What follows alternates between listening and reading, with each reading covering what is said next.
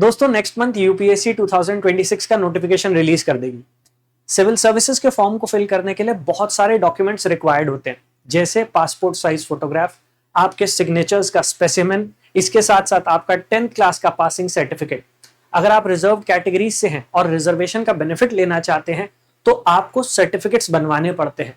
Certificates का format क्या होगा, इसके साथ साथ आपको फॉर्म फिल करने के लिए पहले ओटीआर फिल करना पड़ेगा, वन टाइम रजिस्ट्रेशन। ये वन टाइम रजिस्ट्रेशन आप कैसे फिल करेंगे, कौन कौन सी डिटेल्स रिक्वायर्ड है, इस वीडियो में मैं सब कुछ आपको समझाने वाला हूं। तो स्टेप बाय स्टेप हम समझेंगे कि कैसे आपको अपना ओटीआर फिल करना है, इसके साथ साथ कौन कौन से डॉक्यूमेंट्स हैं जो आपके लिए रिक्वायर्ड है।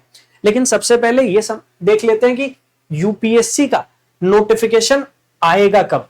2026 का ये कैलेंडर है यूपीएससी का, और यहां पर अगर आप देखेंगे 9th नंबर पर सिविल सर्विसेज प्रीलिम्स एग्जामिनेशन 2026, जिसके लिए आप तैयारी कर रहे हैं और जिसके नोटिफिकेशन का आप वेट कर रहे हैं। नोटिफिकेशन आएगा 14/1, मतलब 14 जनवरी को यूपीएससी नोटिफिकेशन रिलीज कर देगी। ये फॉर्म 3 फरवरी तक आप फिल कर पाएंगे। और ये याद रखिएगा, यूपीएससी का जो फॉर्म फिल होता है वो अगर यहां 3 फरवरी मेंशन है तो 3 फरवरी शाम के 6 बजे तक ही वो आप फिल कर सकते हैं। मतलब उसकी जो डिटेल्स हैं वो इवनिंग में 6 PM तक ही फिल होंगी, उसके बाद वो लिंक जो है यूपीएससी से डीएक्टिवेट कर देती है। तो ये मान के चलिए कि 3 फरवरी शाम के 6 बजे से पहले पहले आपको अपनी सारी की सारी फॉर्मेलिटीज, सारी डिटेल्स फिल करनी होंगी। और हमारा एग्जाम शेड्यूल्ड है 24 मई को, ठीक है। अब ये एग्जाम फॉर्म फिल करने के लिए सबसे पहले आपको एक ओटीआर क्रिएट करना है। अब ये ओटीआर कैसे क्रिएट होगा, इसके लिए आपको यूपीएससी की वेबसाइट पर जाना है। अब ये यूपीएससी की मेन वेबसाइट नहीं है, ये एक अलग वेबसाइट है, upsconline.nic.in। तो जितने भी यूपीएससी के फॉर्म्स रिलीज होते हैं वो सारे के सारे आपको यहां पर मिल जाते हैं। तो पहले आपको क्या करना है, आपको upsconline.nic.in इस वेबसाइट पर जाकर अपना ओटीआर क्रिएट करना है। ओटीआर का मतलब है वन टाइम रजिस्ट्रेशन। अब हो सकता है आप में से कुछ एस्पिरेंट्स ने पहले भी ओटीआर फिल किया हो, लेकिन यूपीएससी ने इसी साल दोबारा से नया ओटीआर प्रोसेस शुरू किया है। तो अगर आपने आज से 1 साल पहले, 1.5 साल पहले ओटीआर बनाया था, वो अब वैलिड नहीं है, वो अब रेलिवेंट नहीं है, आपको नया रजिस्ट्रेशन करना पड़ेगा।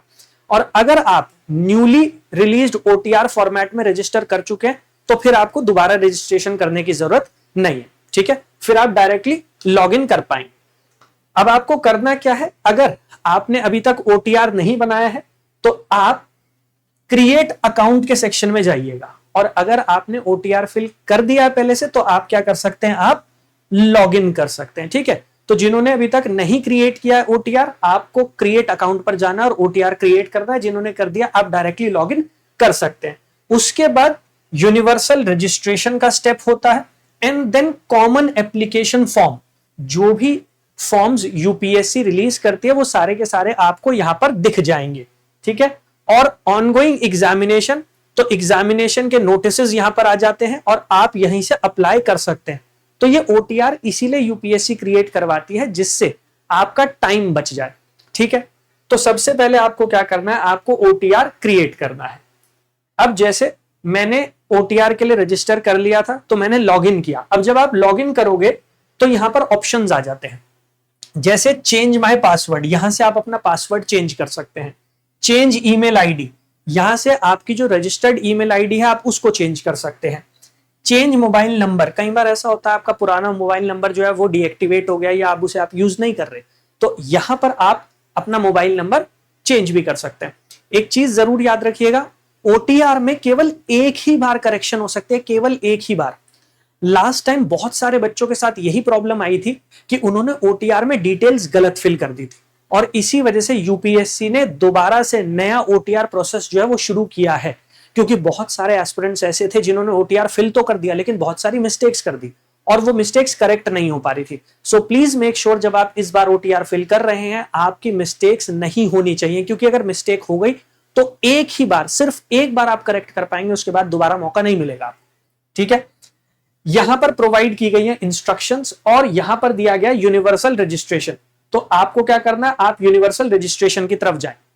जब आप यूनिवर्सल रजिस्ट्रेशन की तरफ आ जाएंगे तो सबसे पहले आपका आइडेंटिटी प्रोफाइल, आइडेंटिटी प्रोफाइल में वो आपका नेम 10th क्लास के सर्टिफिकेट पे जो आपका नेम मेंशन्ड है, क्या वो आपके प्रेजेंट नेम से मैच करता है? कई बच्चों के साथ ये प्रॉब्लम थी कि उनके 10th क्लास के पासिंग सर्टिफिकेट पे जो नेम था और उनके बाकी डॉक्यूमेंट्स में जो नेम था उसमें मिसमैच था।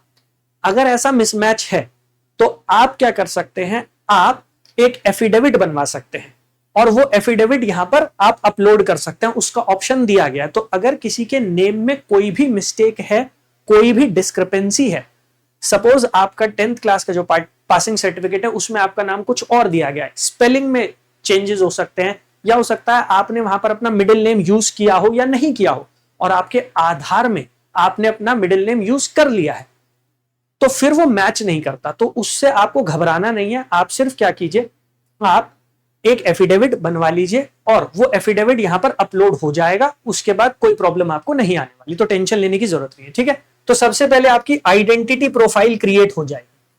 अब जब आपकी आइडेंटिटी प्रोफाइल क्रिएट हो जाएगी, उसमें आपका नाम पूछा जाएगा, योर नेम,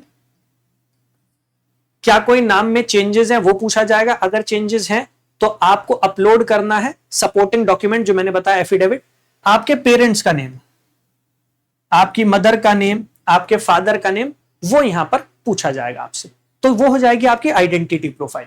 जब आपकी आइडेंटिटी प्रोफाइल कंप्लीट हो जाएगी, उसके बाद वो आपसे आपका आधार नंबर या फोटो आईडी प्रूफ मांगेंगे।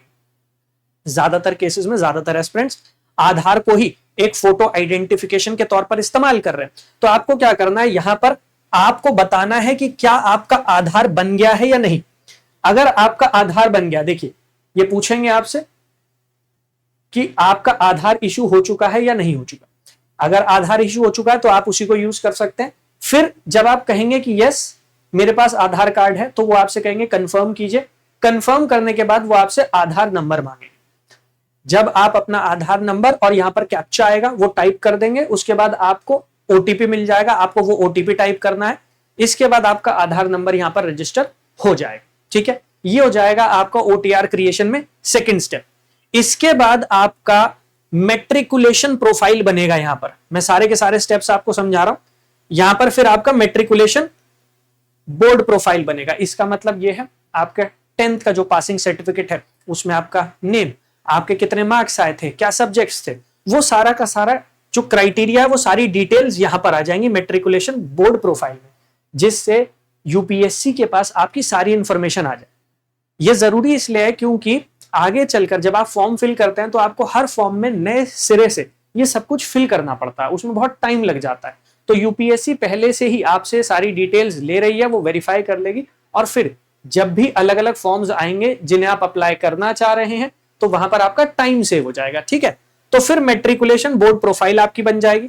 उसके बाद आपका यूनिवर्सल रजिस्ट्रेशन आप प्रीव्यू करेंगे। अब प्रीव्यू करते समय बहुत केयरफुल रहिएगा, ये देख लीजिएगा कि कोई मिस्टेक तो नहीं कर दी है आपने, क्योंकि एक बार ये प्रीव्यू हो जाएगा तो उसके बाद आपको एक ही मौका मिलेगा इसमें करेक्शन करने के लिए। तो वो आपसे पूछेंगे कि यूनिवर्सल रजिस्ट्रेशन जो है उसको प्रीव्यू कर दीजिए। यूनिवर्सल रजिस्ट्रेशन को आप एक बार चेक कर लीजिएगा कि आपने जो जो डिटेल्स टाइप किए हैं वो बिल्कुल करेक्ट है, नेम आपका करेक्ट है, स्पेलिंग करेक्ट है, आपने 10th सर्टिफिकेट में जो मार्क्स ऐड कर रहे हैं वो करेक्ट है। वो सब करने के बाद ये लॉक हो जाएगा। ठीक है, इसके बाद फिर कॉमन एप्लीकेशन फॉर्म की डिटेल्स आ जाएंगी, जहां पर आपकी पर्सनल प्रोफाइल की डिटेल्स ऑलरेडी वो फेच कर लेगा जो आपने फिल की है। फिर आपको अपने पेरेंट्स का प्रोफाइल जो है वो फिल करना पड़ेगा, उनके बारे में सारी डिटेल्स यहां पर फिल करनी पड़ेंगी। देन सोशल कैटेगरी प्रोफाइल है आपका। फिर अगर आप दिव्यांग हैं तो फिर यहां पर दिव्यांगता से संबंधित जो बातें हैं वो पूछी जाएंगी, आपको वो बतानी है। देन योर एड्रेस, जो आपका अभी परमानेंट एड्रेस है वो ये यहां पर फिल करवाएंगे। इसके बाद आपकी एजुकेशनल प्रोफाइल है, कंप्लीट एजुकेशनल प्रोफाइल। फिर क्या अभी तक आपने कहीं एम्प्लॉयमेंट की है, कहीं काम किया है, वो सारी डिटेल्स, मतलब आपका कंप्लीट एक्सपीरियंस यहां पर आ जाएगा। Then your achievements and previous UPSC examination profile, इससे पहले आपने यूपीएससी के कौन कौन से एग्जाम अटेम्प्ट किए हैं वो सारी डिटेल्स यहां पर आ जाएगी। And then finally your photograph and your signature. जब आप ये कंप्लीट कर लेंगे तो ये सेक्शन भी आपका लॉक हो जाएगा और ये हो जाएगा आपका ओटीआर। इसके बाद आपको जब भी कोई फॉर्म फिल करना होगा यही सारी डिटेल्स वहां पर ऑटोमेटिकली फिल हो जाएंगी, ठीक है। तो आपका यूनिवर्सल रजिस्ट्रेशन कंप्लीट हो जाएगा। उसके बाद यहां पर एग्जामिनेशन के आपको नोटिस दिख जाते हैं कि जो भी इस समय एक्टिव एग्जामिनेशन है, अगर आप एलिजिबल है, आप वो एग्जाम के लिए एलिजिबल है तो आप फॉर्म फिल कर सकते हैं, ठीक है। ऐसे ही यहां पर आपको अगर अप्लाई करना है तो आप अप्लाई कर सकते हैं, लेकिन यहां पर देखिएगा मैंने अभी तक अपना जो ओटीआर है वो कंप्लीट नहीं किया, तो ये मुझे बता रहे हैं, प्रॉम्प्ट कर रहे हैं your common application form is incomplete. So common application form में कॉमन डिटेल्स हैं जो यूपीएससी के सभी फॉर्म्स में आपको फिल करनी पड़ती हैं। एक बार आपने ओटीआर फिल कर दिया तो वो ऑटोमेटिकली वहां से उन डिटेल्स को उठा लेता है और ऑटोमेटिकली आपका फॉर्म जो है उसमें वो कॉमन डिटेल्स फिल हो जाती हैं, आपको बार बार फिल करने की रिक्वायरमेंट नहीं होगी, ठीक है। फिर आपने जो जो एप्लीकेशन फिल किया उसकी डिटेल आ जाएंगी। अभी इसलिए नहीं आ रही क्योंकि मैंने अपना कॉमन फॉर्म फिल नहीं किया, तो आप उसे फिल कर देंगे तो ऑटोमेटिकली वो सारे के सारे ऑप्शंस आपके लिए ओपन हो जाएंगे। अब बात कर लेते हैं कि भाई कौन कौन से डॉक्यूमेंट्स हैं जो रिक्वायर्ड होंगे। अच्छा, डॉक्यूमेंट्स की तरफ चलने से पहले, यूपीएससी की तैयारी कर रहे हो और तैयारी को बेटर करना चाहते हो और मजबूत करना चाहते हो, स्ट्रेंथन करना चाहते हो, ये क्यूआर कोड है, इसको स्कैन कर लेना। इसको स्कैन करोगे तो टेलीग्राम चैनल पर मेरे साथ जुड़ जाओगे। डेली बेसिस पर क्लास होती है मेरी 12 बजे। पहले मैं पॉलिटी कवर करा रहा था, अब बच्चों को ज्योग्राफी कवर करवा रहा हूँ। लाइव क्लास है, एमसीक्यूज भी प्रैक्टिस कर रहे हैं, थ्योरी का जो एस्पेक्ट है वो भी अंडरस्टैंड कर रहे हैं। यहाँ पर आप मेरे साथ जुड़ सकते हैं, अपनी प्रेपरेशन को और ज्यादा स्ट्रेंथन कर सकते हैं। और बैचेस से रिगार्डिंग कोई डाउट हो, मेंटोरशिप, अगर आपको मेंटोरशिप चाहिए 2026 प्रीलिम्स के लिए, मेंस एग्जाम के लिए, 2027-28 की आप तैयारी कर रहे हैं, तो ये नंबर है, इस पर आप कॉल कर सकते हैं। ऑलराइट, हाँ जी। अब आपको कौन कौन से डॉक्यूमेंट्स चाहिए इस फॉर्म को फिल करने के लिए। सबसे पहले स्कैन्ड फोटोग्राफ, आपको एक पासपोर्ट साइज फोटोग्राफ चाहिए होगी। और ये पासपोर्ट साइज फोटोग्राफ, क्योंकि लास्ट ईयर जब फॉर्म आया था तो वहां पर स्पेसिफिकली मेंशन था कि ये फोटोग्राफ फॉर्म जब आप फिल कर रहे हैं उससे 10 दिन पहले की होनी चाहिए मैक्सिमम, उससे पुरानी नहीं। तो मतलब मैक्सिमम 10 डेज ओल्ड, इससे ज्यादा ओल्ड नहीं होनी चाहिए। कि सपोज 14 जनवरी को फॉर्म आता है, आप फॉर्म फिल कर रहे हैं, तो 4 जनवरी से पुरानी वो फोटो नहीं होनी चाहिए। और उस फोटोग्राफ पे आपका नेम और वो डेट, जिस डेट को ये फोटोग्राफ क्लिक की गई है, वो क्लियरली मेंशन होनी चाहिए, ठीक है। तो 3/4 ऑफ द स्पेस, फोटोग्राफ का 3/4 स्पेस जो होगा उसमें आपका फेस विजिबल होगा, और बचा हुआ जो होगा उसमें कैंडिडेट का नेम और date on which the photograph was taken. समझ में आ गई बात। तो अगर ये फोटोग्राफ है पासपोर्ट साइज, तो इसके 3/4 स्पेस में यहां पर आपका फेस आएगा, और यहां नीचे आपका नेम और आपके डेट, वो डेट जिस डेट पर यह फोटोग्राफ क्लिक की गई है वो आ जाएगी, ठीक है। इसके बाद आपके सिग्नेचर चाहिए होंगे। आपका सिग्नेचर का जो स्पेसिमेन है, फोटो है, वो अपलोड होता है, और वो जेपीईजी फॉर्मेट में होना चाहिए। तो जब आप अपने सिग्नेचर की फोटो क्लिक करेंगे, आपको उसे सेव करना है जेपीईजी फॉर्मेट में, उसके बाद वो आप अपलोड कर सकते हैं, ठीक है। इसके साथ साथ अभी हमने देखा कि फॉर्म फिल करने से पहले आप ओटीआर बनाते हैं, और ओटीआर बनाने के लिए ही आपको एक गवर्नमेंट आईडी प्रूफ चाहिए होता है, जिसमें हम बेसिकली आधार यूज कर लेते हैं।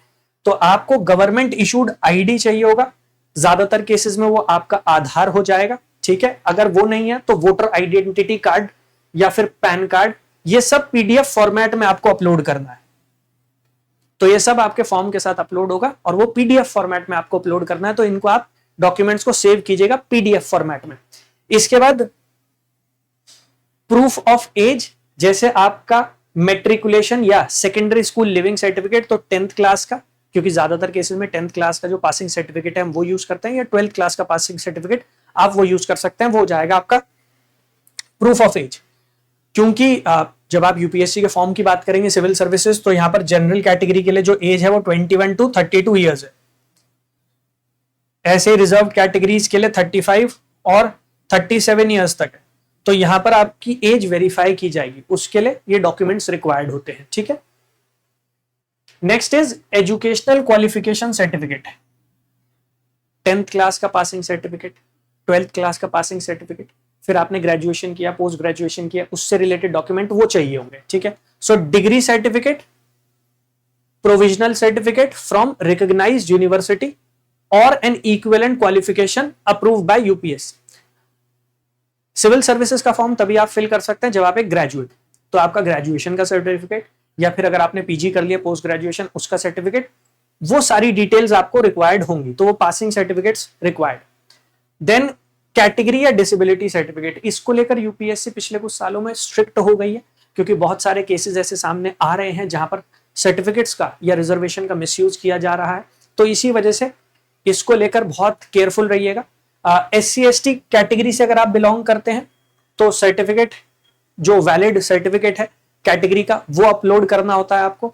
अब अगर आप ओबीसी या ईडब्ल्यूएस कैटेगरी से हैं तो यहां पर क्या होता है, ओबीसी में नॉन क्रीमी लेयर और क्रीमी लेयर का कॉन्सेप्ट है और ईडब्ल्यूएस में भी एक जो फैमिली इनकम है उसका कॉन्सेप्ट है। तो यहां पर आपकी फैमिली इनकम या आपकी अपनी इनकम जो है उसके इनकम सर्टिफिकेट्स बनते हैं। अब ओबीसी के केस में जो सर्टिफिकेट बनेगा वो पिछले 3 साल की जो आपकी इनकम है, पिछले 3 फाइनेंशियल ईयर उसकी इनकम है। यहां पर आपकी इनकम से मतलब होता है आपके पेरेंट्स की जो इनकम है वो काउंट हो जाएगी। और यहां पर ईडब्ल्यूएस कैंडिडेट अगर आप हैं तो ईडब्ल्यूएस के लिए भी फैमिली इनकम होती है, वो क्राइटेरिया अलग है। तो फाइनेंशियल ईयर 2024-25, सो बेसिकली पिछले 3 साल की जो आपकी फैमिली इनकम है उसके बेसिस पर ये सर्टिफिकेट इशू होते हैं। जैसे 2025 के अगर आप नोटिफिकेशन की बात करेंगे तो 2024 तक जो आपकी आईटीआर थी उसके बेसिस पर वो सर्टिफिकेट बनेंगे, ठीक है। तो लास्ट 3 इयर्स में जो आपकी फैमिली इनकम रही है उसके बेसिस पर ये सर्टिफिकेट्स इशू होते हैं, आपको वो इशू करवाना है और वो पहले इशू करवा लीजिए। अदरवाइज क्या होता है, बाद में प्रॉब्लम आती है, बच्चा फॉर्म फिल करने लगता है, उसको पता लगता है कि मेरा जो सर्टिफिकेट है वो तो पुराना हो गया है, फिर वो नया सर्टिफिकेट इशू करवाता है, उसमें आपको टाइम लग जाता है। सो मेक श्योर कि आप पहले ही करवा लीजिए। अगर आप people with benchmark disability category के कैंडिडेट हैं, मतलब अगर आप एक दिव्यांग जन हैं तो उसके लिए भी सर्टिफिकेट इशू करवाने पड़ते हैं। सो वो सारी की सारी डिटेल्स जो है वो आपको 2025 का जो फॉर्म आया था उसमें भी मिल जाएंगे। सिर्फ ओबीसी और ईडब्ल्यूएस के केस में आपको जो ईयर है वो रेलिवेंट रखने पड़ते हैं। एससी एसटी के केस में, पीपल विद बेंचमार्क डिसेबिलिटी के केस में अभी भी अगर आप बनवा लेते हैं सर्टिफिकेट तो वो वैलिड होगा, ठीक है। तो वो सर्टिफिकेट्स पहले ही बनवा लीजिएगा, अदरवाइज लास्ट मिनट हैसल होती है, फिर वहां पर बच्चों को प्रॉब्लम आती है। फिर अगर आप एक गवर्नमेंट सर्वेंट है और आप एग्जाम देना चाह रहे हैं तो गवर्नमेंट सर्वेंट्स को अलाउड होता है, लेकिन उसके लिए उन्हें अंडरटेकिंग चाहिए होती है अपने डिपार्टमेंट से, तो वो अंडरटेकिंग आपको इशू करवानी पड़ेगी। उसका एक फॉर्मेट होता है, 2025 का जो नोटिफिकेशन आया था उसको डाउनलोड कर लीजिए, उसमें वो फॉर्मेट दिया गया होगा, बिल्कुल एग्जैक्टली वैसे फॉर्मेट में आपको वो चाहिए, ठीक है। So government employees such as PSU employees must submit an undertaking stating that they have informed their department, तो आपको वो अंडरटेकिंग सबमिट करनी पड़ेगी। फिर अगर आप स्टेट स्पेसिफिक एग्जामिशन ले रहे हैं, जैसे कुछ स्टेट के कैंडिडेट्स को कुछ एग्जामिशन होती है, जैसे नॉर्थ ईस्ट के जो कैंडिडेट्स हैं उनको जो लैंग्वेज पेपर है उसमें एग्जामिशन दे दी जाती है, तो अगर आप एग्जामिशन सीख कर रहे हैं, अगर आपको छूट चाहिए, आप उस कैटेगरी से बिलोंग कर रहे हैं, तो यहां पर सर्टिफिकेट बनता है, उसका फॉर्मेट भी 2025 के नोटिफिकेशन में आपको मिल जाएगा, आप अभी बनवा सकते हैं, ठीक है। पर्सन विद बेंचमार्क डिसेबिलिटी, दिव्यांगजन, उनके बारे में मैंने बता ही दिया। अगर आप डिफेंस फोर्सेस से बिलोंग करते हैं तो डिफेंस फोर्सेस के जो एक्स सर्विसमैन है उनके लिए भी कुछ डॉक्यूमेंट्स रिक्वायर्ड होते हैं, कुछ फॉर्मेलिटीज रिक्वायर्ड होती है, फॉर्म में मेंशन की जाती है, आपको वो कंप्लीट करनी पड़ेगी। बट बेसिकली फोटोग्राफ, सिग्नेचर, इसके साथ साथ आपका आईडी प्रूफ और आपके एजुकेशनल डॉक्यूमेंट, ये कॉमन है, ये पहले से ही प्रिपेयर्ड रखिएगा जब आप फॉर्म फिल करने बैठेंगे। फोटोग्राफ में याद रखिएगा 3/4 स्पेस में आपका फेस आना चाहिए, 1/4 स्पेस में आपका नेम, और जब फोटो क्लिक हुई है, फोटो 10 दिन से पुरानी नहीं होनी चाहिए। सिग्नेचर जेपीजी फॉर्मेट में, आइडेंटिटी प्रूफ, आधार के बारे में मैंने बता दिया, या फिर कोई और, वो भी पीडीएफ फॉर्मेट में आपको चाहिए अपलोड करने के लिए। ऑलराइट, फॉर्म फिल करने से related excuse me, form fill करने से रिलेटेड अगर आपका कोई और भी डाउट है, कोई और सवाल है, तो वीडियो के नीचे कमेंट कर दीजिएगा, जो भी आपको हेल्प चाहिए होगी I will help you out.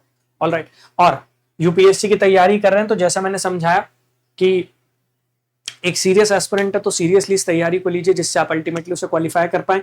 आप हमारे साथ बैचेस में भी जुड़ सकते हैं। इसके लिए आपको क्या करना है, हमारी वेबसाइट पर जाना है, यूपीएससी टॉपर्स हब, गूगल पर जाइए, टाइप कर दीजिए यूपीएससी टॉपर्स हब, वेबसाइट आपके सामने आ जाएगी। जब आप वेबसाइट पर आ जाएंगे, आर कोर्सेज का ऑप्शन दिया गया, आप वहां चले जाइएगा।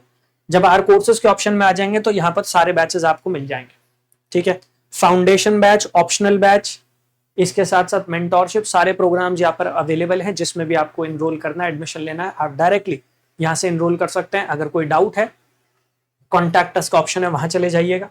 नंबर दिया गया, इस नंबर पर आप कॉल कर सकते हैं, व्हाट्सएप मैसेज ड्रॉप कर सकते हैं। Wish you all the very best. Thank you. जय हिंद।